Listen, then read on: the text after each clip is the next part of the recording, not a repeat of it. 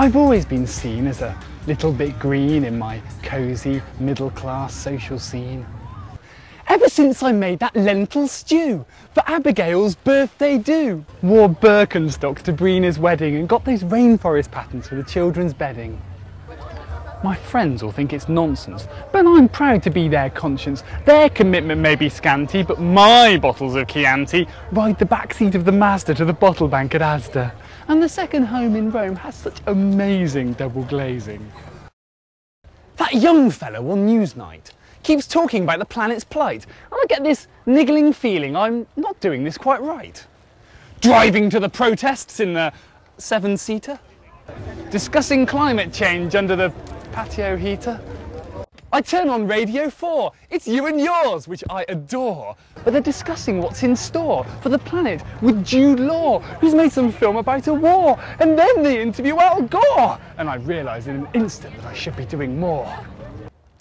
Thank goodness. InStyle magazine has a special pull-out section, 20 tips on going green, and it turns out the solution to global destitution, exponential air pollution, endless wars of retribution isn't global revolution, power devolution, wealth redistribution, or the long overdue reform of some of our fundamentally compromised international institutions.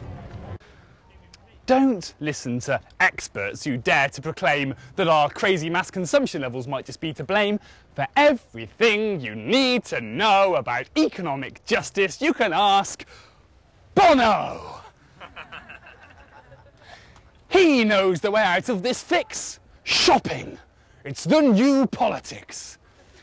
To halt our mad rush to consume, our blissful way to eco-doom, to build a world not based on greed for things that we don't really need, the answer is, you'll never guess, we'll shop our way out of this mess.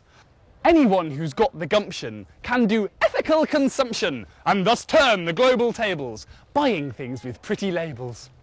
So now all my silk pyjamas come with shots of smiling farmers. The sound system's been upgraded, but the box was fairly traded. As I sit beside the hot tub to remove my sandals, I breathe the guilt-relieving perfume of organic scented candles. They grew these pears with love and care, 5,000 miles away, and I got these natural shampoos on the flight back from Bombay. The local shops are closing down, but there's no need to panic. That big new Sainsbury's out of town does everything organic. I've even managed to persuade my crazy Uncle Reese he's using eco-friendly bullets now to hunt endangered species. And as for the global warming warnings, here's what I can do. Plant a few plantations for the carbon sequestration based on flimsy calculations, strip the native vegetation, shift the local population to some piece of desolation barely fit for habitation, and with misery and poverty, offset my CO2. Please don't think this poem's unfair.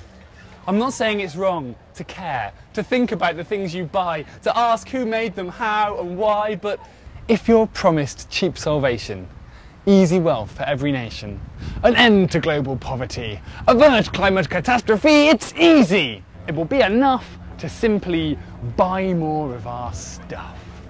Don't buy it.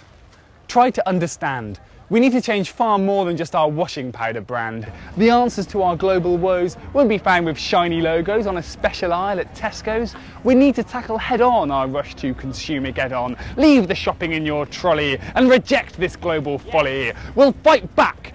We'll all play a part. There's much to do, but here's a start. To keep humanity on the map, please just stop buying so much crap.